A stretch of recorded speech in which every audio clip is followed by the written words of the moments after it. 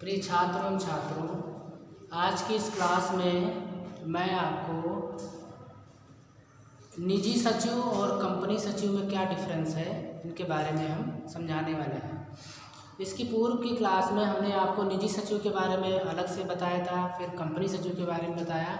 अब हम यहाँ पर कंपैरिजन करेंगे इन दोनों में और आपको यहाँ पर समझाने का प्रयास करेंगे। तो आज का जो हमारा टॉपिक है वो है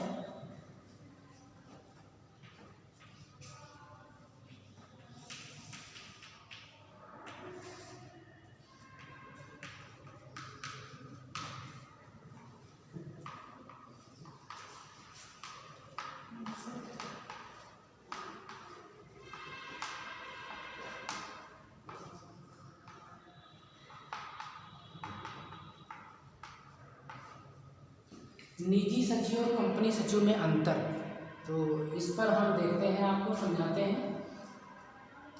इसको समझाने के लिए हम कुछ पॉइंट आपके सामने रखेंगे और फिर उसमें दोनों में हम बाइफरकेट करेंगे कि दोनों में किस में हम क्या कर सकते हैं। ठीक है, पहला पॉइंट है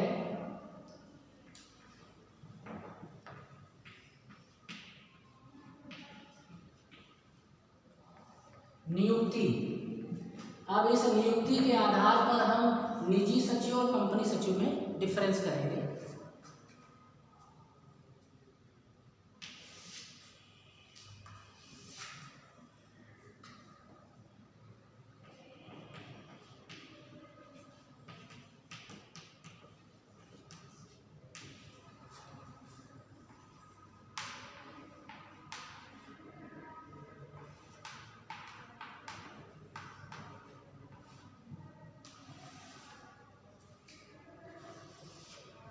ठीक है, तो ये जो निजी सचिव होता है,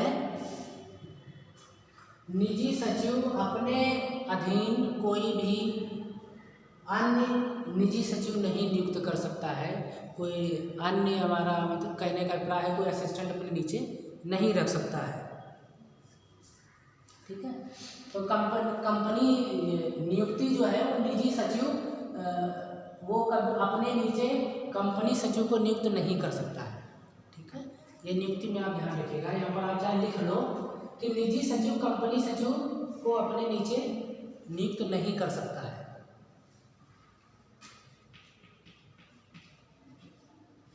निजी सचिव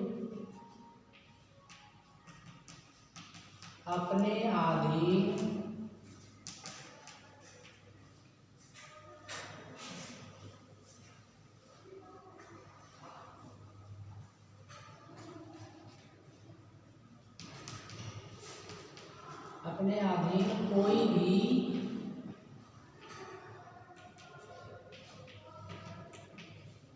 कंपनी सचिव नहीं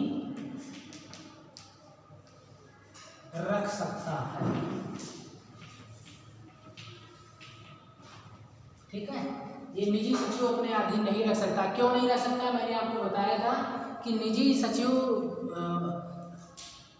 कोई भी व्यक्ति अपने अंडर में रख सकता है, लेकिन कंपनी सचिव एक संस्था में बहुत ही हाईएस्ट पद होता है। ठीक है, तो निजी सचिव निम्न रैंक होती है और जो कंपनी सचिव है वो हायर रैंक होती है। ठीक है ना, हायर पोस्ट होती है। अब इसमें देखते हैं कि कंपनी सचिव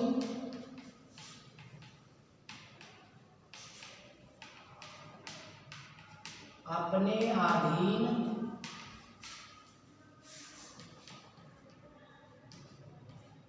निजी सचिव रख सकता है। ठीक, नियुक्ति आपको समझ में आए कि ये अपने अधीन कोई भी कंपनी सचिव नियुक्त नहीं कर सकता है, लेकिन कंपनी सचिव जो है वो अपने अधीन निजी सचिव को रख सकता है, उसको नियुक्त कर सकता है।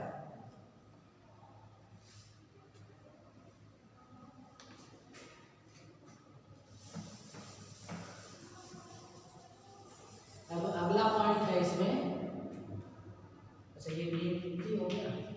अभी इसमें नीचे जगह है, यहीं पर देखते हैं।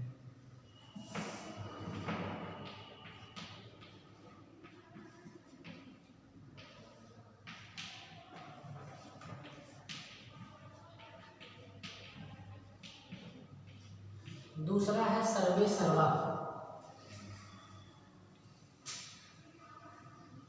सर्वे सर्वा का मतलब होता है जो सब कुछ हो, ठीक है, जो सब कुछ हो। तो जो निजी सचिव होता है, तो निजी सचिव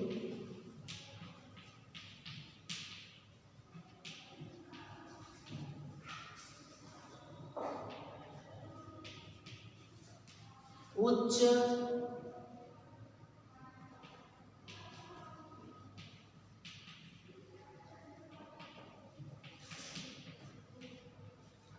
अधिकारियों के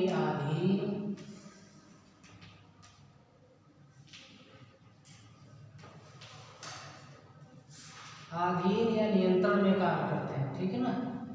अधिकारियों के नियंत्रण में कार्य करते हैं, ठीक है। फिर उसी क्रम में आगे देखते हैं कंपनी सचिव।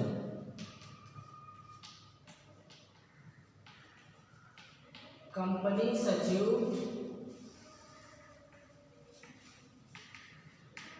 किसी संस्था में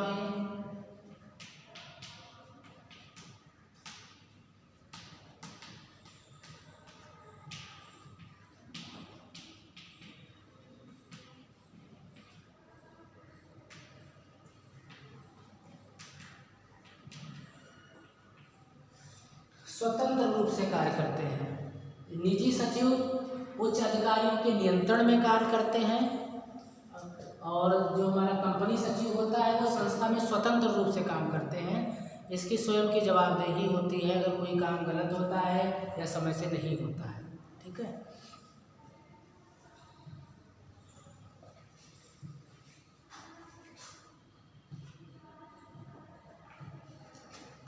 नेक्स्ट पॉइंट है अधीन।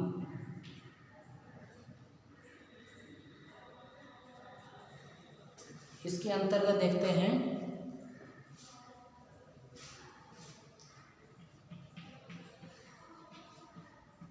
निजी सचिव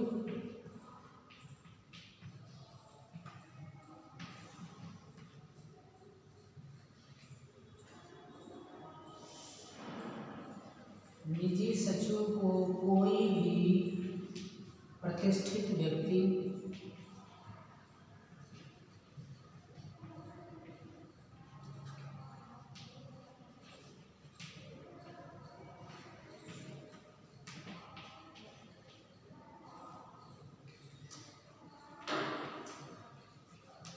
अपने अधीन रखकर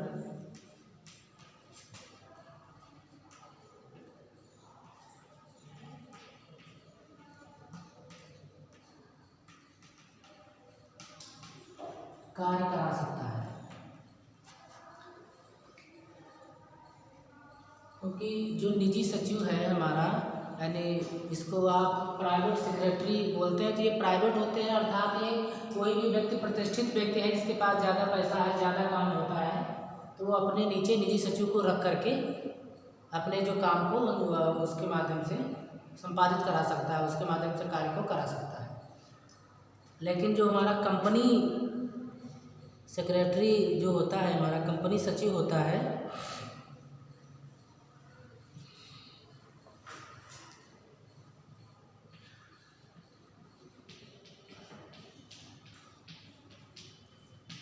कंपनी सचिव केवल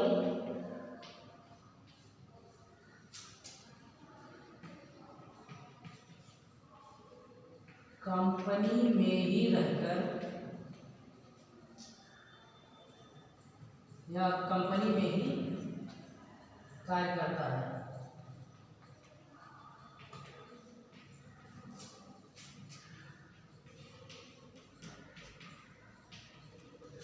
ठीक है, कंपनी में ही कार्य करेगा कंपनी सचिव, चाहे वो आपकी सार्वजनिक कंपनी हो, चाहे आपकी निजी कंपनी हो। लेकिन ये किसी भी कोई भी प्रतिष्ठित व्यक्ति है अपने ऑफिस में, अगर उसके घर पे ही कोई उसका ऑफिस बना हुआ है, जैसे मान लो जितने एक्टर्स होते हैं, बड़े बड़े एक्टर्स हैं, तो वो उनका कहीं छोटा ऑफिस, उनके घर पे ही ऑफिस है, जिनके पास काम ज़्यादा रहता है, तो वो निजी सचिव अपना रख लेते हैं, प्राइवेट असिस्टेंट रख लेते हैं, प्राइवेट सेक्रेटरी अपना रखते हैं, अपॉइंटमेंट लेने के लिए, अपॉइंटमेंट देने के लिए, उनसे कोई मिलना चाहता है, कोई आगंतुक आया है, तो उन सब के लिए, तो मतलब कोई प्रतिष्ठित व्यक्ति है, पैसे वाला व्यक्ति है, तो वो अपने निजी असिस्टेंट को रख सकता है। लेकिन जो कंपनी सचिव है ये सिर्फ और सिर्फ कंपनी में ही काम करता है। तो कंपनी आपकी चाहे सार्वजनिक कंपनी हो चाहे आपकी निजी कंपनी हो, ये कंपनी में ही काम करेगा, ठीक है।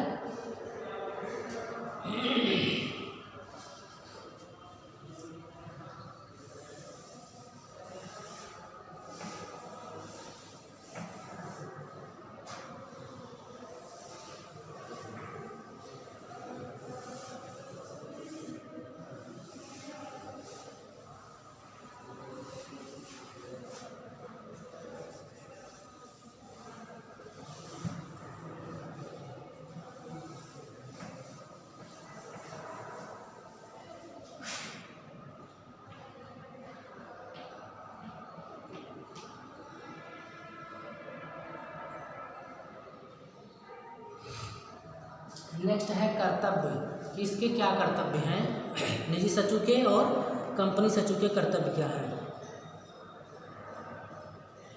तो निजी सचिव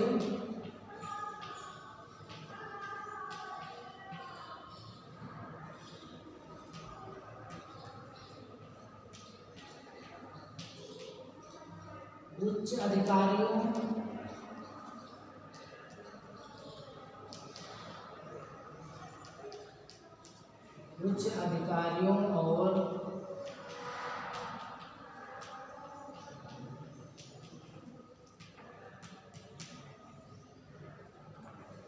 कर्मचारियों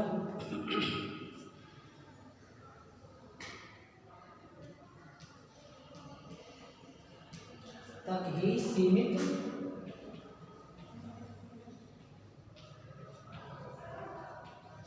रहता है, ठीक है। अगर ये सपोज किसी कंपनी में भी काम करता है तो इसका काम क्या है कि जो उच्च अधिकारी है उसने अपने अंडर में एक निजी सचिव को रखा हुआ है, ठीक है, और उसकी संस्था में और बहुत सारे कर्मचारी काम करते हैं, तो वो पहले क्या करता है, उच्च अधिकारी और कर्मचारियों के मध्य में कड़ी का काम करता है, ठीक है। उच्च अधिकारी और कर्मचारियों के बीच में कड़ी का काम करता है। ये निजी सचिव पहले कर्मचारियों से रिपोर्ट लेता है, फिर रिपोर्टिंग अपने उच्च अधिकारी को करता है, उनसे कोई मिलने आया है, किसी का अपॉइंटमेंट है, या कोई चाहता है कि हमें इस टाइम सर से मिलना है, अधिकारी से मिलना है, उनको अधिकारी से, तो ये अपॉइंटमेंट भी देता है कि आप इस टाइम आज भी 2 दिन तक तो सर फ्री नहीं, बाद में आप आइएगा, मिलिएगा, है ना। तो ये इसका काम क्या, अधिकारी और कर्मचारियों तक इसका काम जो है वो सीमित होता है।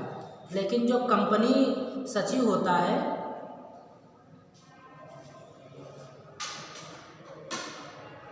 कंपनी सचिव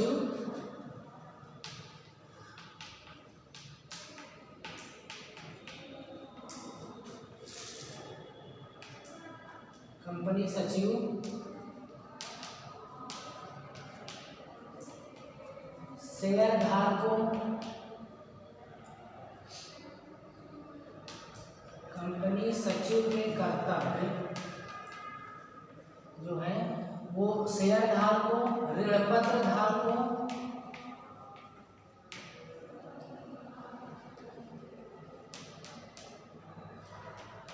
संगठन के प्रति,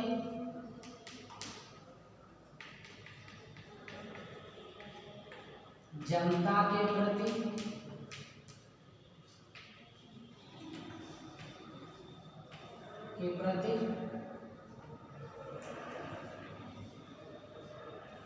प्रतिदायित्व होता है, ठीक है। जो कंपनी सचिव है उसके जो कर्तव्य हैं, उसके जो ड्यूटीज़ हैं, उसके जो काम हैं, वो शेयरधारकों के प्रति भी होते हैं, ठीक है। समझाया था हमने आपको शेयरधारकों के बारे में। ऋणपत्र धारकों के प्रति भी होते हैं, संगठन के प्रति, तो जिस संस्था में हम नियुक्त हैं उसके प्रति भी हमारा दायित्व होता है, जनता के प्रति इसका दायित्व होता है, इसके कर्तव्य होते हैं, ठीक है। लेकिन जो हमारा निजी सचिव है, इसका बस उच्च अधिकारियों और कर्मचारियों के मध्य ही सीमित रहता है, इसके ज़्यादा काम नहीं होते हैं, ठीक है। तो ये आपको समझ में आया होगा।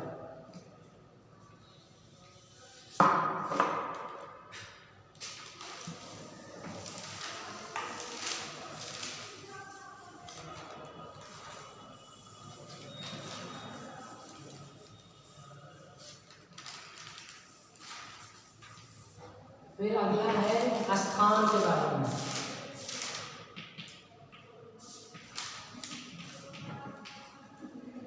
स्थान के बारे में यह है कि जैसे निजी सचिव है, तो निजी सचिव का स्थान काल जो होता है वो सीमित होता है। अब ये वैज्ञानिक युग है, ऐसे बहुत से इंस्ट्रूमेंट ऐसे हैं कि अब उनके स्थान पर मशीनीकरण होने की वजह से उनका स्थान जो है मशीनों ने ले लिया है। तो जो इसका स्थान है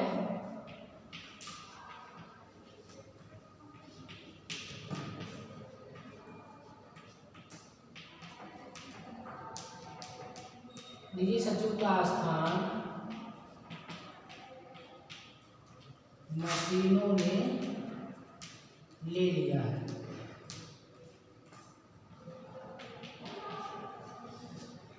जैसे निजी सचिव पहले डिक्टेशन लेता था, तो अब उसके स्थान पर रिकॉर्डिंग डिक्टाफोन आते हैं, तो उसमें रिकॉर्ड कर दिया जाता है, काम हो जाता है उसमें से, ठीक। तो अब इतना ज़्यादा निजी सचिव का काम नहीं है, लेकिन समाप्त नहीं है निजी सचिव का कार्य, क्योंकि कितनी भी मशीनें आपके इसमें आ जाएं, आपके युग में कितना भी वैज्ञानिक युग बन जाए, लेकिन एक व्यक्ति के काम जो पर्सन के द्वारा किए जाते हैं वो मशीनें कभी नहीं कर सकती, है ना। मशीन के अंदर आप एक कृत्रिम बुद्धि ला सकते हैं, उसे काम को करवा सकते हैं, लेकिन जो समझ एक व्यक्ति के अंदर होती है वो कहीं से भी मशीन उसका स्थान नहीं ले सकती। तो मशीनों से उसका काम थोड़ा सा और कम हो गया है, लेकिन ये कहा जाए स्थान नहीं, पूर्ण रूप से तो स्थान कोई मशीन ले ही नहीं सकती है व्यक्ति का, ठीक है। लेकिन जो कंपनी सचिव के बारे में बताया गया है कि कंपनी सचिव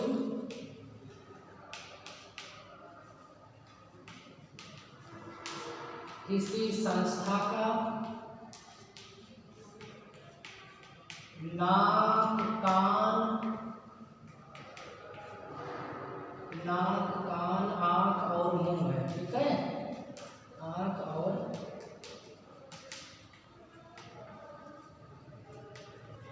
मुंह होता है।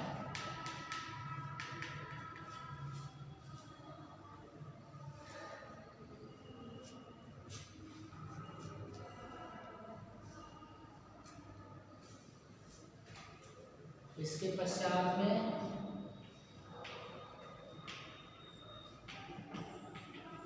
अधीनस्थ कार्य,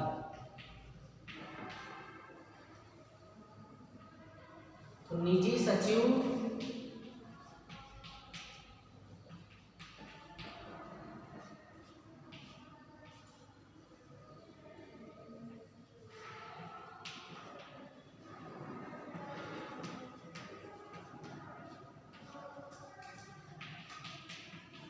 अधिकारियों और कर्मचारियों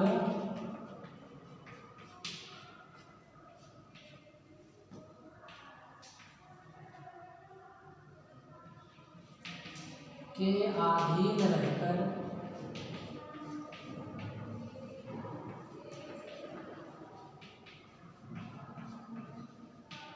कार्य करता है।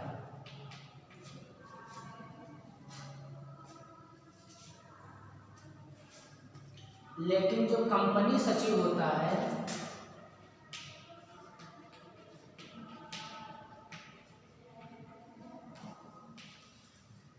कंपनी सचिव ये किसी के अधीन नहीं काम करता है, ये काम कर कंपनी सचिव कंपनी अधिनियम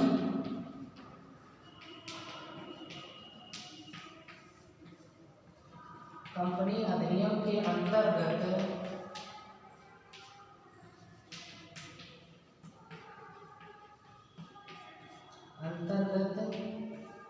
संचालकों के लिए के लिए कार्य करता है। यहाँ पर फिर वही शब्द आ गया कंपनी अधिनियम। कंपनी अधिनियम के बारे में मैंने बताया था कि ये कंपनी को चलाने के लिए एक नियम कानून युक्त पुस्तक होती है। इसमें सारे कंपनी कैसे रन करेगी, कैसे चलेगी, कैसे वर्क करेगी, उसकी स्थापना से लेकर के उसके समापन तक के उसमें सारे क्रियाकलाप इसमें होते हैं। तो जो कंपनी सचिव होता है वो कंपनी अधिनियम के अंतर्गत काम करता है। किसके लिए काम करता है? जो कंपनी के जो संचालक होते हैं, जो मेंबर होते हैं, उनके लिए काम करता है। ठीक है, ये आपको समझ में आया होगा। अगला देखते हैं।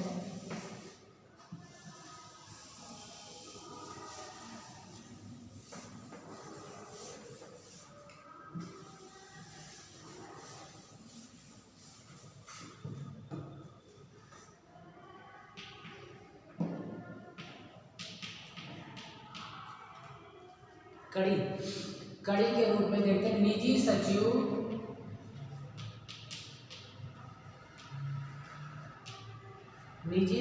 अधिकारियों और कर्मचारियों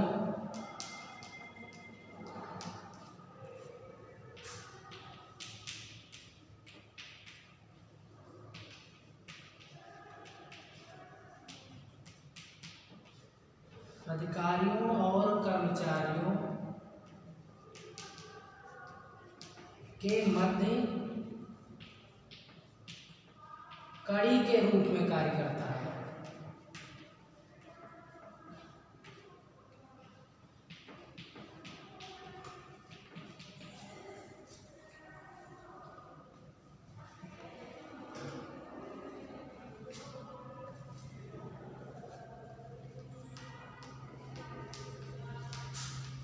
कंपनी सचिव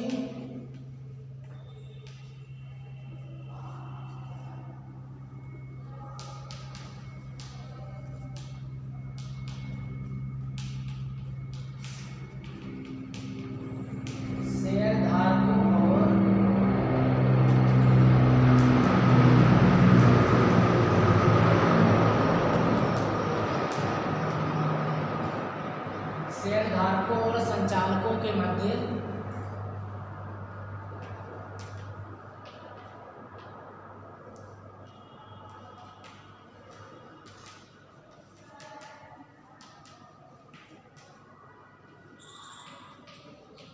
कड़ी के रूप में कार्य करता है। ये शेयर धारक हमने आपको बताए थे कि जो संस्था के शेयर खरीदते हैं वह व्यक्ति जो संस्था का शेयर खरीदता है शेयर संस्था का शेयर धारक कहलाता है। ठीक, संचालक जो कंपनी को चलाते हैं, जो व्यक्ति कंपनी को चलाते हैं वो संचालक होते हैं, तो इनके मध्य ये काम करता है।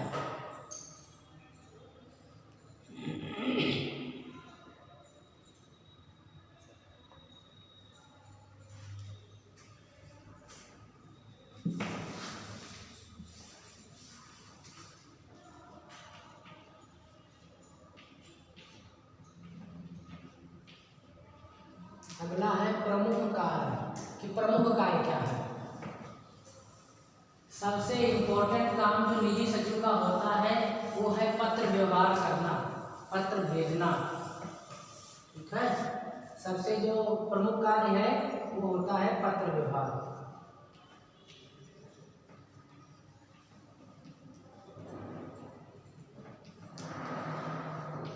पत्र व्यवहार करना ये सबसे प्रमुख कार्य होता है इसका निजी सचिव का।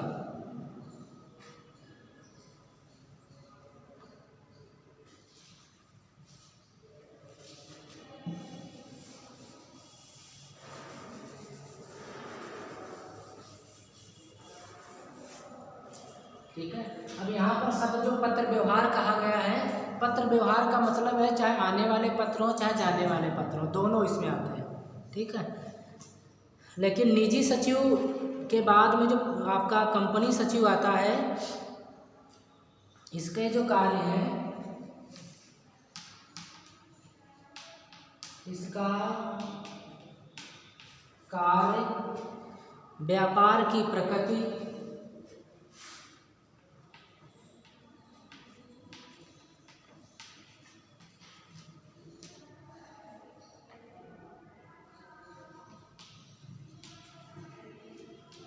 व्यापार की प्रकृति, आकार और संचालक द्वारा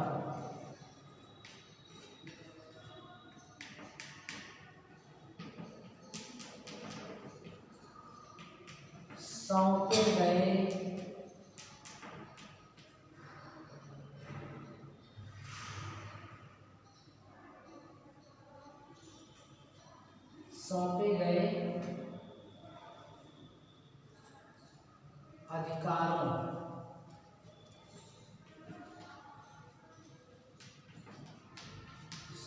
गए अधिकारों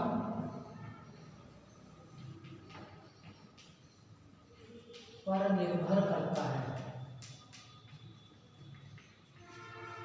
ठीक है, यहाँ पर थोड़ा सा समझिएगा। इसमें बताया गया है कि इसके कार्य क्या है। बताया गया इसका कार्य व्यापार की प्रकृति उसका काम क्या है, उसका कंपनी का कार्य क्या है। प्रकृति का मतलब, व्यापार की प्रकृति का मतलब है कि जिस कंपनी में वो कंपनी सचिव है वो संस्था क्या काम करती है। इसका कार्य, निजी सचिव का कार्य उसके व्यापार के कार्य पर भी निर्भर करता है।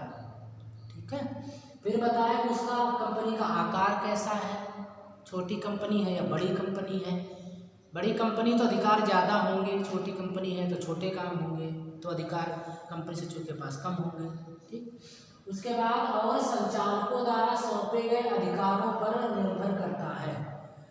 और जो इसकी जो डायरेक्टर्स जो होते हैं, बोर्ड ऑफ डायरेक्टर, जितने मेंबर होते हैं कंपनी के, वो कंपनी सचिव को क्या अधिकार देते हैं। उन्होंने कह दिया कि आपको अधिकार दिया जाता है कि आप ये एक दूसरी कंपनी, आप समझ लो 10 किलोमीटर पर एक ज़मीन को खरीद करके वहाँ पर आपको हर 6 महीने में आपको एक कंपनी का निर्माण करना है और यहाँ से वहाँ पर अधिकारियों की नियुक्ति करनी है, वहाँ पर भी काम करवाना है। तो अब उसको अधिकार दे दिया गया। उसको अधिकार दे दिया गया कि आप जितने स्टाफ मेंबर हैं इन पर नज़र रखेंगे और इनसे ये काम आपको लेने हैं। तो ये अधिकार उसको दिए गए।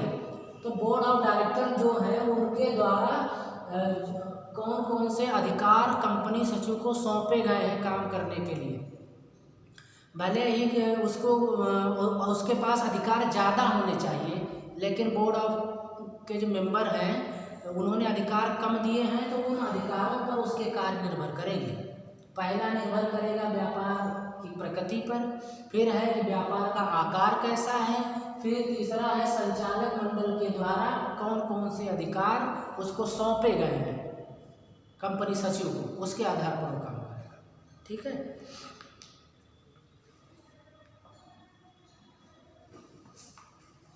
फिर अगला है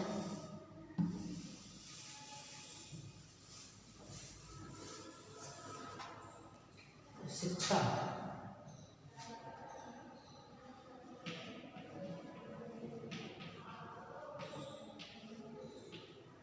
निजी सचिव के लिए जो शिक्षा है वो आशुलिपि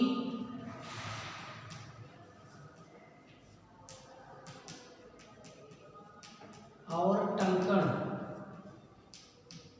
आशुलिपि और टंकण का ज्ञान होना चाहिए।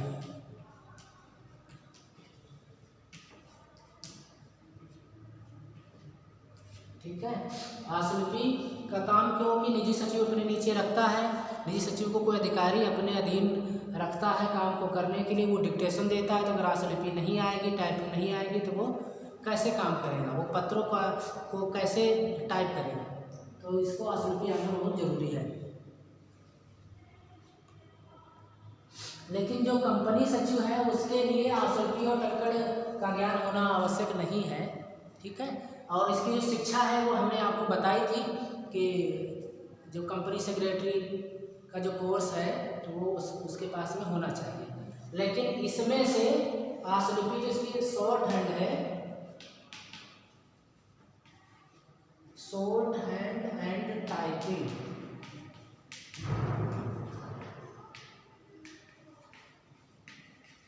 जरूरी नहीं है।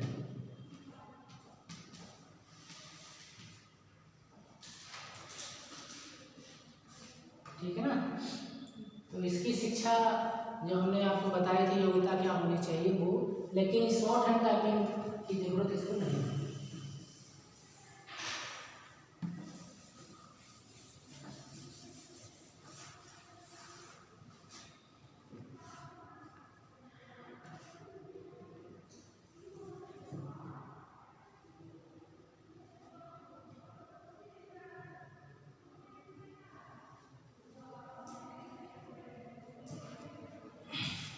अगर आपको कहीं पर निजी सचिव या कंपनी सचिव बनना है तो क्या होना चाहिए?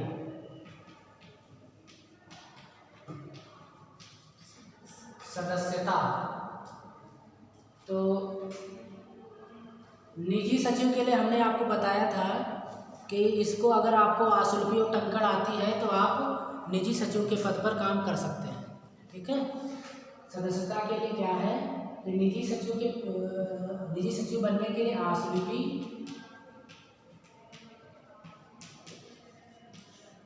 का मतलब शॉर्ट हैंड, आशुलिपि और टंकण। टंकण मतलब टाइपिंग। ठीक है, टंकण जरूरी है।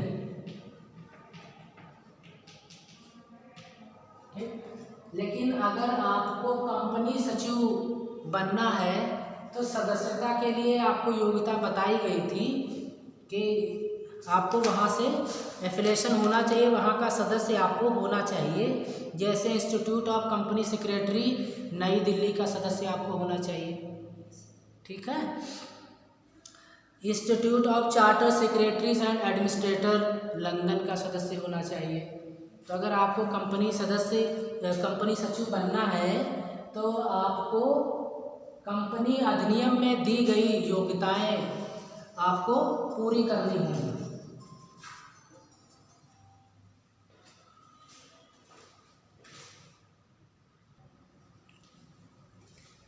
तो कंपनी सचिव के लिए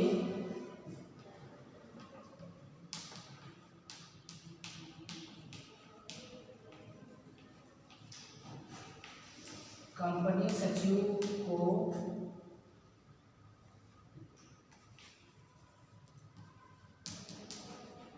कंपनी सचिव के लिए कंपनी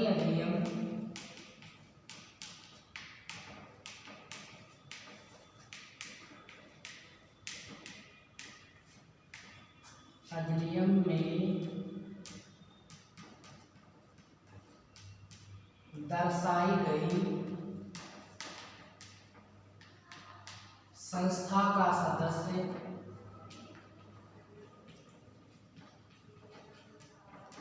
सदस्य होना आवश्यक है।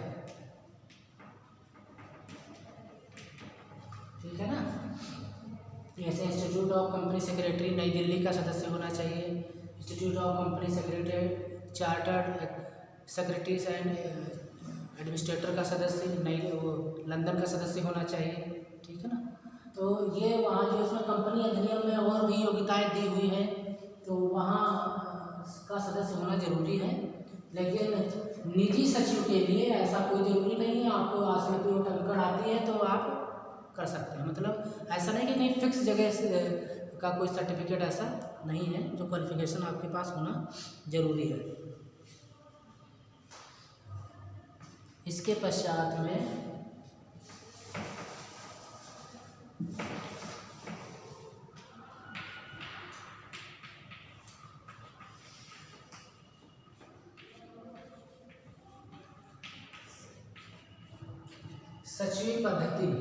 सचिव पद्धति अभिप्राय आपका है सेक्रेटरियल प्रैक्टिस से, कि सेक्रेटरियल प्रैक्टिस की जानकारी आपको है कि नहीं है। तो जो हमारा निजी सचिव है, निजी सचिव को आपका सचिव पद्धति का ज्ञान होना बहुत आवश्यक है। ठीक है, कि सेक्रेटरी किस तरीके से वर्क करता है, उसके दायित्व क्या है, उसके कार्य क्या है, ये सब आपको इसमें पता होना चाहिए। तो निजी सचिव को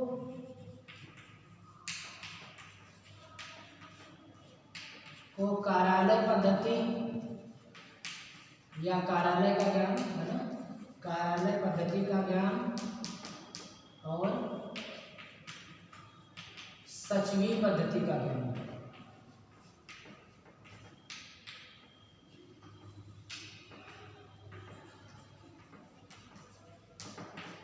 पद्धति का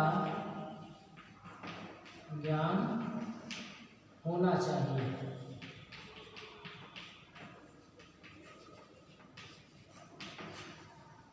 कार्यालय पद्धति यानी ऑफिस रूटीन, ऑफिस प्रैक्टिस, किस तरीके से ऑफिस में काम किया जाता है उसकी जानकारी अच्छी तरीके से होनी चाहिए, और सचिव पद्धति की जानकारी आपको अच्छी तरीके से होनी चाहिए।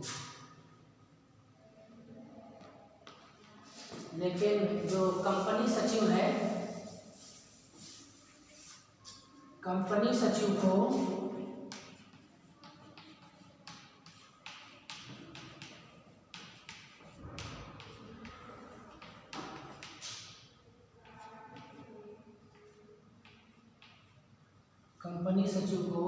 कंपनी अधिनियम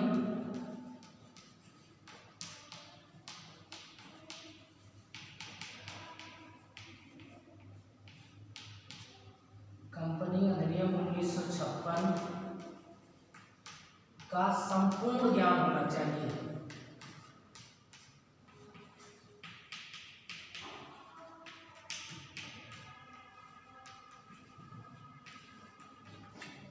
ठीक है, तो हमने आपको कुछ पॉइंट बताए कि निजी सचिव और कंपनी सचिव में अंतर करने के लिए किस तरीके से आप अंतर कर सकते हैं, कौन कौन से पॉइंट थे, हमने आपको यहाँ पर समझाने का प्रयास किया है। जैसे पहला हमने आपको बताया था कि नियुक्ति है ना, नियुक्ति एक फैक्टर था जिसके आधार पर आप दोनों में डिफरेंस कर सकते थे।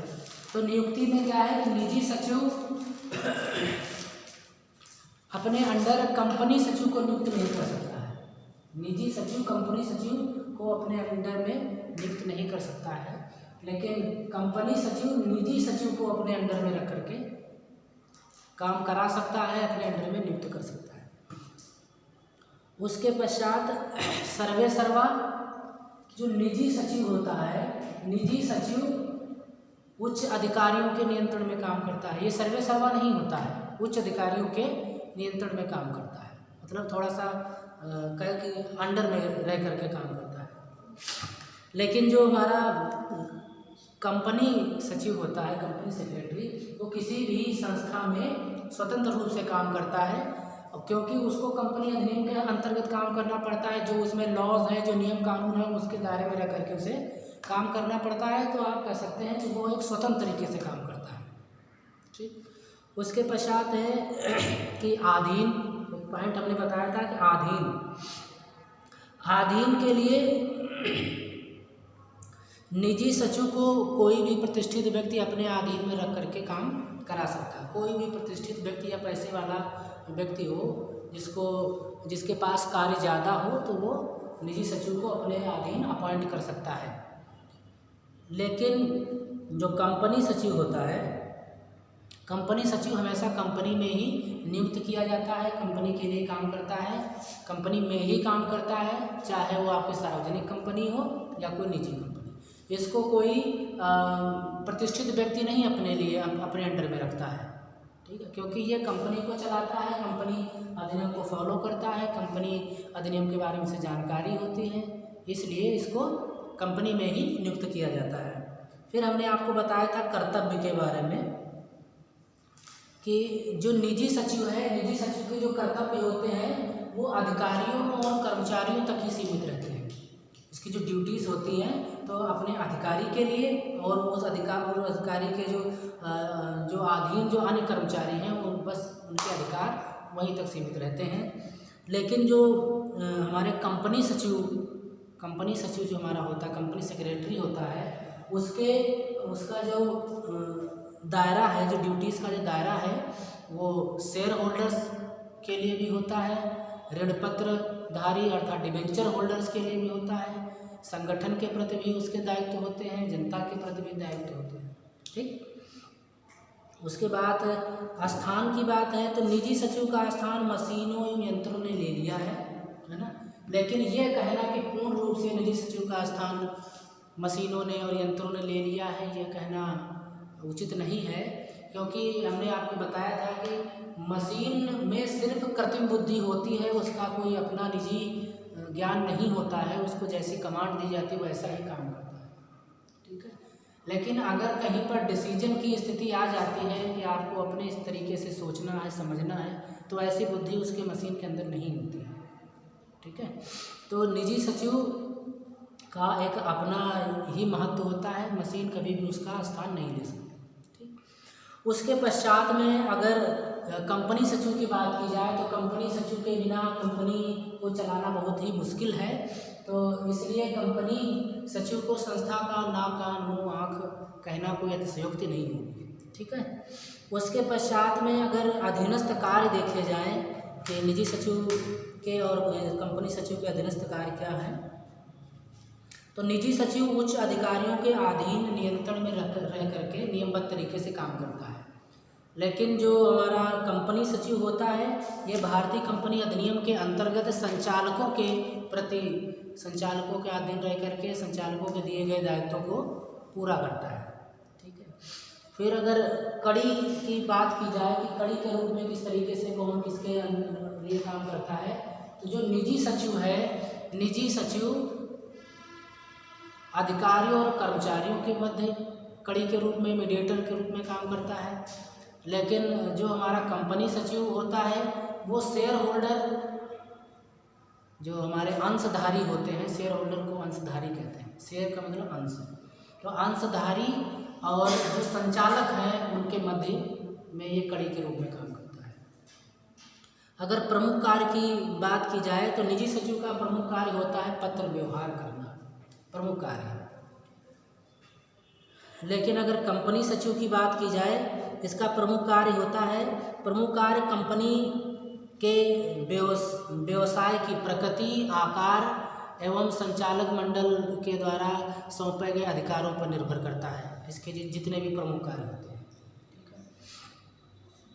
शिक्षा की बात की जाए तो निजी सचिव को आश्रित एवं टंकण का ज्ञान होना बेहद आवश्यक है, लेकिन कंपनी सचिव के लिए आश्रित एवं टंकण के ज्ञान की कोई आवश्यकता नहीं होती है।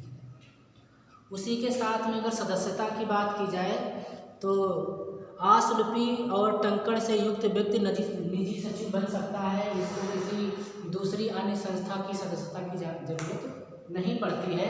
लेकिन अगर कंपनी सचिव की बात की जाए तो कंपनी अधिनियम 1956 में दी गई संस्थाओं से उसका सदस्य होना बेहद आवश्यक होता है।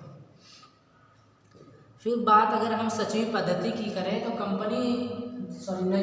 तो निजी सचिव को कार्यालय पद्धति का ज्ञान और सचिव पद्धति का ज्ञान होना बेहद आवश्यक होता है। वहीं अगर हम कंपनी सचिव की बात करें तो कंपनी सचिव को कंपनी अधिनियम 1956 की संपूर्ण जानकारी होना बेहद आवश्यक है। तो हमने आज यहाँ पर कुछ पॉइंट के माध्यम से निजी सचिव और कंपनी सचिव में अंतर किस तरीके से कर सकते हैं, इस टॉपिक पर आज हमने यहाँ पर आपको समझाने का प्रयास किया, चर्चा की, आपके सामने ये तथ्य यहाँ पर प्रस्तुत किए। तो आशा करते हैं कि आज की क्लास में आपको ये समझ में आया होगा कि निजी सचिव और कंपनी सचिव में क्या अंतर है। अगर कहीं पर आपको कोई दिक्कत है, कुछ समझ में नहीं आ रहा है, तो आप संपर्क कर सकते हैं और हमसे पूछ सकते हैं, हम आपको फिर से समझाने का प्रयास करेंगे। इसी के साथ मिलते हैं आपसे नए टॉपिक के साथ एक नई क्लास में।